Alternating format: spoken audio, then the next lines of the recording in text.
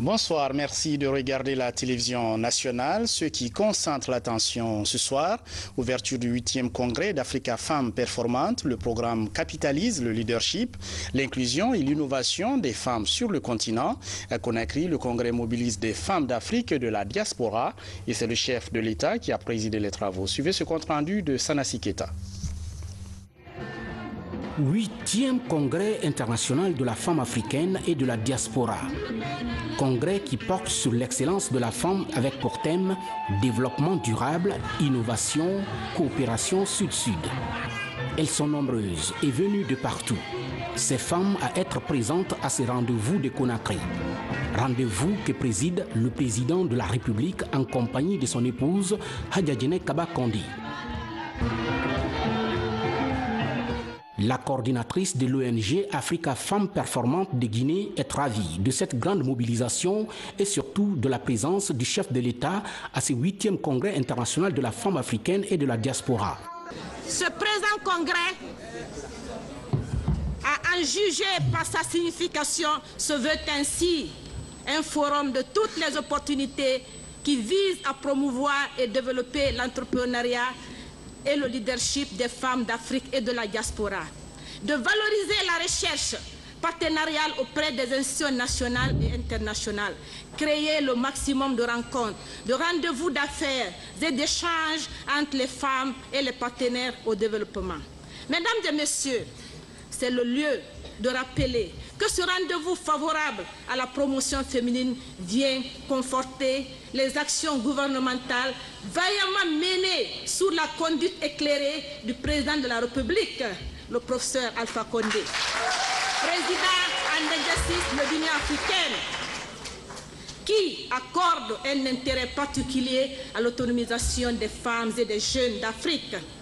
L'accès de plus en plus croissant des femmes guinéennes aux hautes fonctions de responsabilité administrative et politique en est l'illustration éclatante.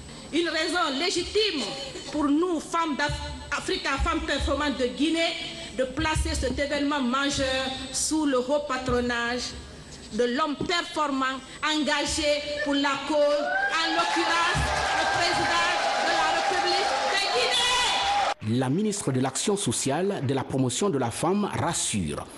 En choisissant notre pays pour servir de cadre à un événement aussi important qu'exceptionnel, vous avez tenu à appuyer les efforts que sans cesse déploient les femmes guinéennes pour renforcer leur intégration et leur autonomisation dans le processus national de développement.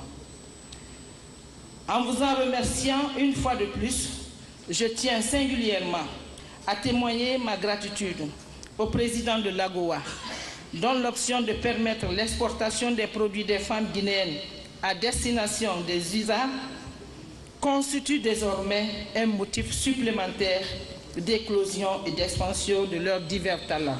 Pour la présidente fondatrice de l'ONG Africa Femmes Performantes, l'implication du président Alpha Condé dans la promotion des activités de la couche juvénile guinéenne est une illustration parfaite du soutien qu'il ne cesse d'apporter aux femmes africaines en vue de leur pleine autonomisation.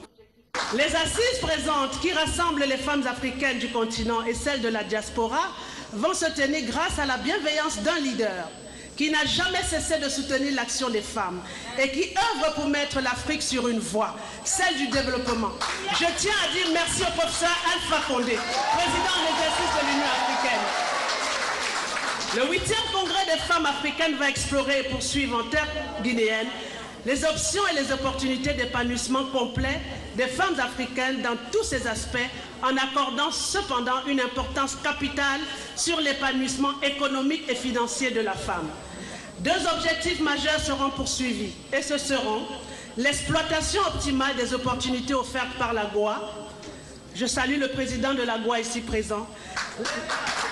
La mise en place effective et le fonctionnement d'une institution financière continentale exclusivement orientée dans le financement des projets des femmes. En ce qui concerne le premier objectif, je puis à ce niveau vous assurer que les assises présentes ne seront pas, comme cela se voit souvent, juste un autre événement sans suite. En effet, les femmes de la République de Guinée ont, de par leur capacité, arraché la possibilité de compétir dans le marché américain. Ceci est le début d'une grande relation économique qui va aboutir à l'épanouissement de plusieurs familles. C'est le commencement d'un processus de production qui finira par l'exportation effective à l'étranger du savoir-faire guinéen et de la valorisation au niveau international des produits du pays.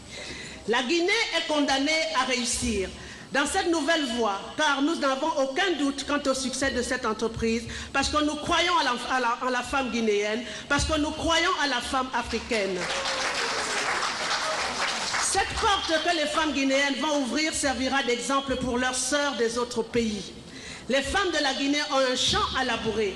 Elles vont ensuite semer et la récolte sera grande.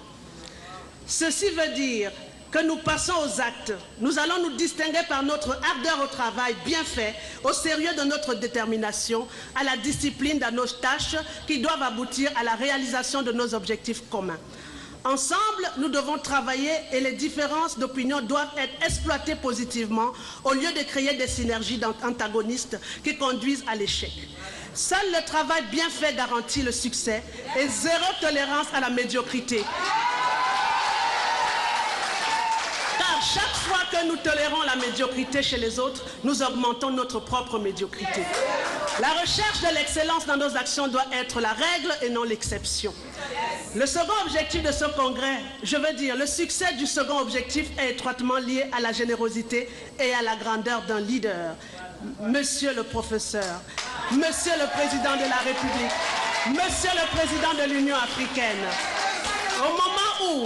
au moment où votre magistère à la tête de l'organisation panafricaine approche, nous vous prions de bien vouloir nous accompagner, même après la fin de votre mandat à la tête de l'Union africaine, dans l'ouverture effective de la première institution financière africaine entièrement aux mains des femmes africaines du continent et celles de la diaspora. Le président de l'AGOA et l'actionnaire de la Banque des femmes du continent soulignent. Monsieur le Président, ces changements fournissent clairement la prévisibilité et la durabilité requises pour l'expansion des échanges commerciaux et économiques entre les États-Unis et l'Afrique. Et ça encourage les Américains à échanger beaucoup plus et à investir davantage en Afrique.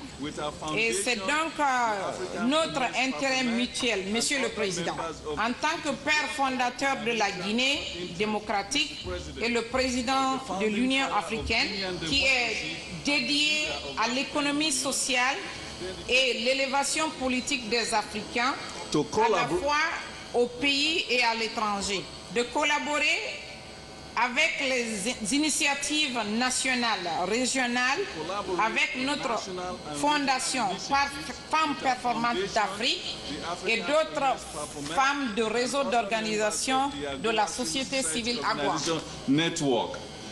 Le président de la République s'est réjoui du choix porté sur la Guinée pour abriter cette rencontre qui vise à promouvoir et à développer l'entrepreneuriat et le leadership des femmes d'Afrique et de la diaspora. Conformément aux us et coutumes de notre pays et du continent africain, je voudrais à la suite de celles qui sont intervenues avant, souhaiter au nom du peuple de Guinée tout entier la bienvenue et un agréable séjour en terre guinéenne à Madame la Présidente d'Africa Femmes Performantes et à la délégation qui l'accompagne et à l'ensemble des délégations venues des différents coins de l'Afrique et de l'extérieur. En portant votre choix sur la République de Guinée pour abriter les travaux de cette importante rencontre, vous avez bien voulu marquer votre reconnaissance aux efforts constamment fournis par la Guinée en faveur de l'émancipation de la femme africaine. Dans cette perspective, l'accompagnement de votre association pour davantage autonomiser dans tous les secteurs d'activité, celle qui constitue plus de 52% de notre population globale, vient à point nommé, car il est en conformité avec les orientations et la politique du gouvernement de la République de Guinée en matière de promotion féminine et de l'Union africaine. Ces efforts pour un épanouissement intégral des femmes viennent, comme l'a signifié Madame la Ministre, de connaître leur couronnement par le choix des produits de nos concitoyennes pour l'exportation aux États-Unis dans le cadre du programme de l'AGOA. À ce niveau, en me félicitant de cette opportunité offerte aux femmes de la Guinée pour mettre en évidence leur savoir-faire et leur dextérité dans le domaine d'activité co-exercielle, je garde l'espoir que les élus à ce challenge commercial international qualifieront davantage leur méthode de travail et serviront de boussole pour les autres femmes qui n'ont pas encore atteint le degré de performance. À toutes celles, à ceux qui se sont investis pour les résultats auxquels vous êtes parvenus pour l'organisation de cet événement qui honore le peuple de Guinée tout entier, je tiens à adresser mes remerciements et mes encouragements. Puisse votre exemple inspirer l'ensemble des femmes du continent et d'ailleurs pour une meilleure autonomisation des femmes. Le grand poète français Aragon disait que la femme est l'autre moitié du ciel et que le ciel ne peut pas exister sans son autre moitié.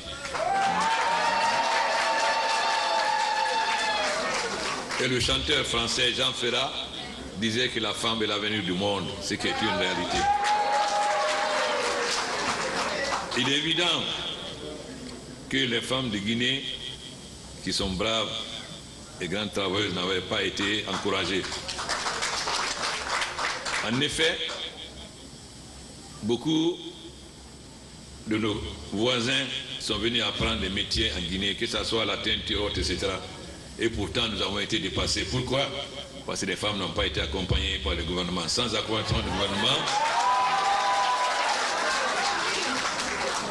c'est pourquoi nous avons décidé d'accompagner les femmes guinéennes et nous sommes très heureux de la présence du président de l'Agora, car nous avons beaucoup de produits que les femmes peuvent exporter sur les États-Unis. Vous savez, il y a un renversement de la situation dans le monde. Hier, le quinoa, comme doit savoir monsieur le président de l'Agora, était la nourriture des pauvres Indiens. Aujourd'hui, c'est devenu la nourriture la plus recherchée aux États-Unis. Comme doivent le savoir aussi nos ambassadeurs d'Europe, le pain noir était réservé aux pauvres. Aujourd'hui, le pain noir est le plus cher et donc personne ne peut avoir accès. C'est la même chose en Guinée. Le fonio était considéré comme une nourriture des pauvres. Or, aujourd'hui, le fonio est un des céréales les plus recherchées. L'Afrique de l'Ouest produit 600 000 tonnes de fonio. Sur ces 600 000 tonnes, la Guinée seule produit 400 000 tonnes. Mais alors, pourquoi le fonio qui va aux États-Unis ne vient pas de la Guinée? Voilà un paradoxe. Pour mettre fin à ce paradoxe, grâce à Mme Yakawe Kaba et les artisans de Farana, nous avons pu fabriquer pour les femmes des machines pour décortiquer et piler. Vous savez que le fonio, ce qui est le plus difficile, c'est piler. Aujourd'hui, tout ce qui reste aux femmes, c'est laver et précuire. C'est pourquoi nous avons décidé de racheter l'ensemble de fonios afin que les femmes guinéennes puissent bénéficier de la plus-value, car vendre le fonio brut ne rapporte pas beaucoup que vendre le fonio transformé. Cela, c'est la même chose pour le moringa, pour la confiture, pour le miel, pour le quinquileba, etc. Nous espérons que, comme j'ai rencontré le président de l'Agora tout à l'heure, que nous pourrons lui indiquer tous ces produits que les femmes guinéennes qui sont très braves produisent et qui pourront avoir accès au marché américain. Vous savez, l'Union africaine, depuis 3 ans, a pris comme thème l'autonomisation de la femme. Et ce qui vient de se passer dernièrement, que CNN a montré, est une honte pour le monde entier, mais aussi pour l'Afrique. Voir nos enfants vendus comme si on était au XVIe siècle, comme des esclaves, de quoi toucher tout le monde. Bien sûr, il y a la santé de l'Europe, comme je l'ai dit, l'Union européenne ne peut pas demander à un pays où il n'y a pas de gouvernement de retenir des émigrés, parce qu'il n'y a pas de gouvernement en Libye. Mais aussi à notre responsabilité en tant que chef d'État africain. En effet, à Berlin, lorsque j'ai montré la santé de l'Europe dans notre retard, car l'Afrique a raté les 3 premières révolutions du CR, Mme Merkel m'a répondu aussi, c'est vrai, nous sommes responsables. Mais lorsque la femme d'un président va faire des courses aux Champs-Élysées, bien qu'il n'y ait pas de courant en Afrique beaucoup, mais les jeunes ont des versables, donc ça aussi, ça contribue à l'immigration. C'est pourquoi il y a la responsabilité des chefs d'État africains, car si nous gouvernons si nous réservons les ressources du pays pour une minorité, évidemment, nous contribuons à renforcer l'immigration. C'est pourquoi il est de notre devoir de réserver les ressources de notre pays aux couches les plus défavorisées, c'est-à-dire les femmes et les jeunes. Donc, dans cet événement, chacun a ses responsabilités. Nous allons vous accompagner, que nous soyons président de l'Union africaine ou pas, nous allons vous accompagner pour la création de votre banque.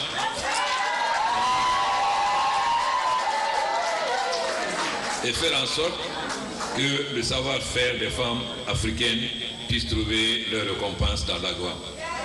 Lorsque nous étions aux assemblées générales, le président Trump a invité 8 chefs d'État et j'étais le porte-parole de l'Afrique.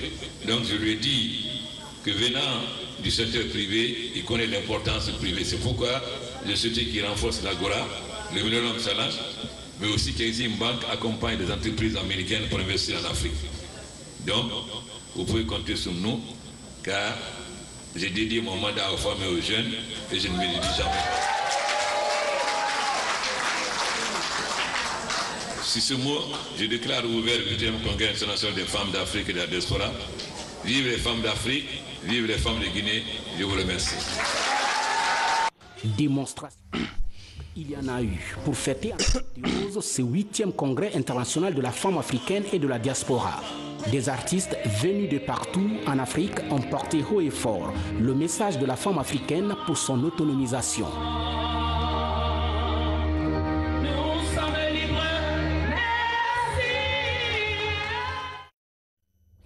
En bref, le président de la République s'est rendu à Abidjan ce mardi où il prendra part dès demain au 5e sommet Union africaine-Union européenne en qualité de présidente en exercice de l'Union africaine. Et puis ce communiqué de presse de la Haute Autorité de la Communication, l'institution invite au respect de la loi sur la liberté de la presse. La Haute Autorité de la Communication suit avec une attention particulière la situation sociopolitique en Guinée. Elle déplore vivement la radicalisation du discours de certains responsables politiques et syndicaux et invite les journalistes à faire preuve de discernement et de responsabilité dans le traitement et la diffusion des informations. La Haute Autorité de la Communication demande aux médias guinéens de ne pas se laisser manipuler ou servir d'outils d'incitation aux violences, à la haine et aux troubles.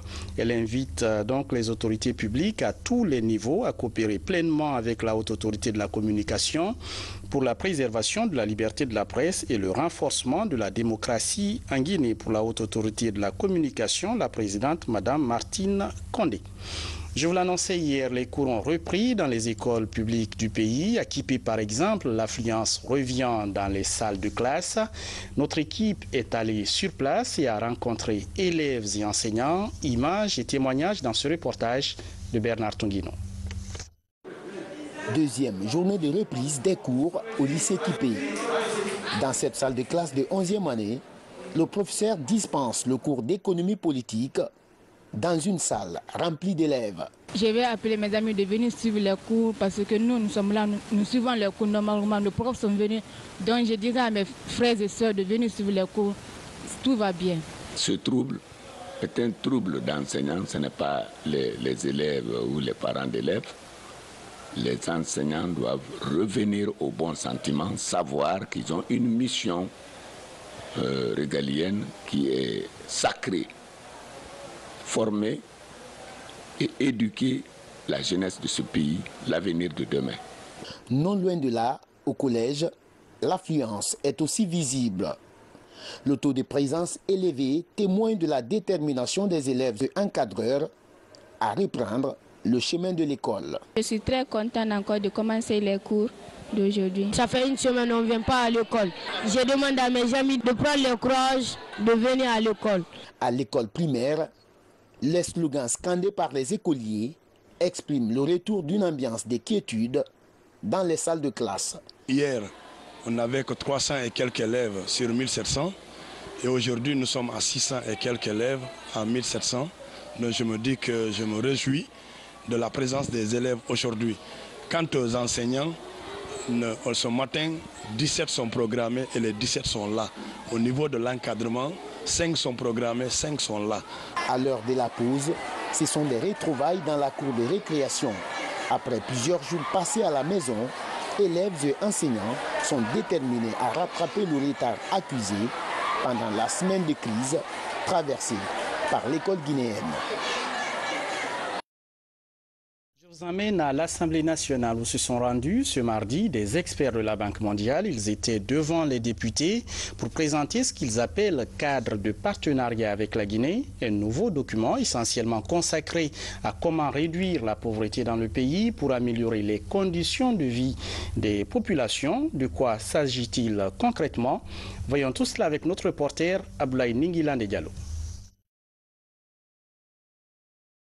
D'un côté, les députés, de l'autre, les experts du groupe de la Banque mondiale. Il est question, au cours de cette rencontre, de présenter à l'institution parlementaire le rapport diagnostic de la situation socio-économique et le nouveau cadre de partenariat avec la Guinée. Pour le nouveau cadre, les instructions ont été très précises, données par le conseil d'administration du groupe de la Banque mondiale à ces experts pour leur dire: vous allez sur le terrain, vous consultez tous les partenaires économiques et sociaux. Vous ne vous limitez pas seulement à négocier, à discuter avec les représentants du gouvernement, mais vous devez aller au niveau des organisations de la société civile, vous devez aller au niveau du secteur privé, vous devez aller au niveau des partis politiques, vous devez aller au niveau de toutes les composantes, de tous les acteurs majeurs du développement. Et l'Assemblée étant la représentation nationale, bien évidemment, avant de ficeler un programme, ces partenaires désormais passent par l'Assemblée. Et le représentant résident l'a dit, désormais nous commençons par l'ensemble des partenaires et nous terminons par le gouvernement pour intégrer les préoccupations des uns et des autres dans le programme final et formel que la banque signe avec le gouvernement. Cette rencontre a permis aux élus du peuple d'identifier les principaux défis et opportunités qu'offre la Banque mondiale pour les 3 années à venir. Acceptons qu'on nous critique, c'est comme ça que nous allons pouvoir mieux comprendre le mal dont nous souffrons. Je suis d'accord avec un certain nombre d'entre vous qui ont insisté sur des réalités qui sont les nôtres, c'est-à-dire le problème des infrastructures. Moi, je suis tout le temps... Bon, à chaque intersection, je vais dans les villages. Mais les routes sont impossibles. Les routes sont impraticables. Donc, ça devrait être dans la relation stratégique que nous sommes appelés à avoir avec vous, le problème des infrastructures au niveau de la base, c'est-à-dire d'un village à l'autre, d'un district à l'autre, pour faire en sorte que les gens, parce que les gens produisent effectivement, mais s'ils ne peuvent pas vendre, à partir d'un certain moment, ils ne peuvent pas vendre, ils produisent juste ce qu'il faut pour autoconsommer. Voilà le problème auquel notre pays est confronté. Les grandes orientations de ce nouveau cadre de partenariat sont bâties sur la base du plan national de développement économique et social initié par le gouvernement. Pour les parlementaires, la gouvernance et les infrastructures sociales de base sont des défis qui s'imposent au développement de la Guinée. Et puis ce communiqué du ministère des Sports, de la Culture et du Patrimoine historique. Le ministère des Sports, de la Culture et du Patrimoine historique remercie son Excellence, Monsieur le Président de la République, chef de l'État, professeur Alpha Condé, d'avoir rehaussé de sa présence la cérémonie d'ouverture du 16e Festival national des arts et de la culture et informe les troupes artistiques des 8 régions administratives que les résultats seront proclamé le jeudi 30 novembre 2017 à 16h précise à La Paillote. Le Grand Prix du festival récompense la région ou la commune qui totalise le plus de points au classement général avec 200 millions de francs guinéens et le drapeau d'honneur du FENAC 2017. Le deuxième Grand Prix du FENAC 2017 est récompensé par une enveloppe de 100 millions de francs guinéens. Le troisième Grand Prix, 50 millions de francs guinéens. Le premier dans chacune des 8 disciplines en compétition aura 2 millions de francs guinéens. Le ministère des Sports, de la Culture et du Patrimoine historique félicite et souhaite bonne chance à tous les festivaliers, le ministre Sanoussi Bantamasso. Comment impliquer les citoyens dans la lutte contre la corruption? La question interpelle les acteurs de la société civile. Les responsables de l'Organisation pour le changement positif lancent des plateformes électroniques à Conakry. La campagne se fixe pour défi de freiner la pratique dans le pays. Nabilaï Kamara et Ansouman Toumani Kamara suivent pour nous ce mouvement. Il s'agit de la présentation de projets de plateforme d'information sur les procédures administratives et de budget. L'objectif est de faciliter aux citoyens l'accès aux informations publiques, mais aussi d'être capable de dénoncer les actes de corruption, histoire de permettre aux citoyens de veiller sur la transparence budgétaire allouée aux préfectures et localités du pays. Nous avons travaillé sur le projet et nous avons fait une plateforme où nous allons donner les informations nécessaires détaillées par préfecture, ministère et voire même les subventions qu'ils perçoivent chaque année. L'initiative est de l'Organisation pour le changement positif OCP.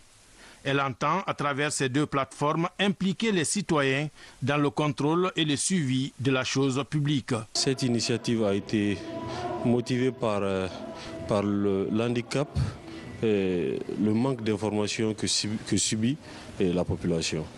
Et nous ne sommes pas informés des procédures. Ça fait que nous sommes souvent victimes de corruption ou de procédures imaginaires. Et les gens ne savent pas vraiment aussi quelle est l'importance de la loi de finances. Les suggestions et amendements issus de cette rencontre permettront d'améliorer la qualité du contenu du projet avant son lancement. L'idée est de mettre à la disposition de la population des canaux fiables de contrôle et de suivi de l'action gouvernementale. Aussi dans l'actualité, en bref et en images, la CENI et les acteurs politiques se concertent sur la caution des élections locales à venir. Le montant en discussion varie entre 3 et 4 millions de francs pour les communes urbaines et 2 à 2 500 000 pour les communes rurales. Des propositions faites par les partis politiques en examen chez le président de la CENI. Et puis, gros plan sur le tissage à coton, un métier jusque-là réservé aux personnes âgées. Ce n'est plus le cas. Les jeunes s'y intéressent de plus en plus, vous allez le voir. Un jeune Guinéen rêve de faire carrière dans cette activité qui consiste à faire de la toile sur un métier de fil. Mamadou Saïdou Diallo gère une coopérative de textile artisanal à Sanoya, à 50 km de Conakry. Fallait le Diallo la rencontrer. Regardons son reportage. Autrefois réservé aux grands-mères, le tissage du coton résiste encore au temps et attire autre âge. À Sanoya, une coopérative fait son petit bonhomme de chemin dans cette activité, avec une vingtaine de travailleurs. Maria Mamadou Bari fait partie de cette petite équipe grâce aux bienfaits de cette activité. Elle a abandonné le petit commerce. Depuis 2013, je suis là en train d'apprendre à travailler. Avant d'arriver d'abord, j'étais au marché en train de revendre les galettes. Mais il paraît que rester au marché pour revendre comme ça des trucs, c'était pas bon pour moi. Il y a des gens qui te regardent sur la route et t'interrogent de faire de ce qui ne fait pas bon. Tout comme Mariam, Mamadou Boy travaille derrière cette machine depuis plus de 3 ans. Marié et père de 3 enfants, il arrive à subvenir aux besoins de sa famille. Et il fabrique des tissus, moi je fais des chemises, des robes, des fois on fait des couchins, des sacs, même des sacs pour les femmes là. Tout ça, on fait ça dans les habits là, dans les tissus que vous voyez comme ça. Bon, quand même, moi je tiens celui qui a le moyen de faire comme ça là, ou bien aider le frère, il n'a qu'à faire. Parce que c'est des gens qui encouragent la jeunesse de ne pas sortir, aller ailleurs. Parce que si tu vas en Europe, tu vas aussi pour travailler, pour gagner. Si tu travailles chez toi, tu gagnes aussi, c'est pas mal, tu es à côté de tes parents. Cet atelier de tissage amélioré du coton est une initiative de Maman Saïdou Diallo. Il a eu la passion du textile à travers sa maman qui était teinturière. Une passion matérialisée à Mali dans les années 87 à travers une ONG finlandaise. Ensemble, protégeons le savoir-faire traditionnel. Ça, c'est un. Deuxièmement, consommons ce que nous produisons. Parce que pour développer le pays, ce n'est pas avec les produits des autres. Il faut qu'on arrive à produire ici. Quand on importe beaucoup, ce n'est pas bon pour les jeunes Guinéens. Une seule personne peut commander 5 conteneurs, par exemple en Chine, amener pour ici et vendre. Mais une seule personne ne peut pas fabriquer 100 conteneurs de tissu. Combien de personnes vont travailler pour que tu aies un conteneur de tissu par mois? Du bobinage aux produits finis exposés dans les boutiques, ces fils passent par un laboratoire avant d'être tissus et cousus.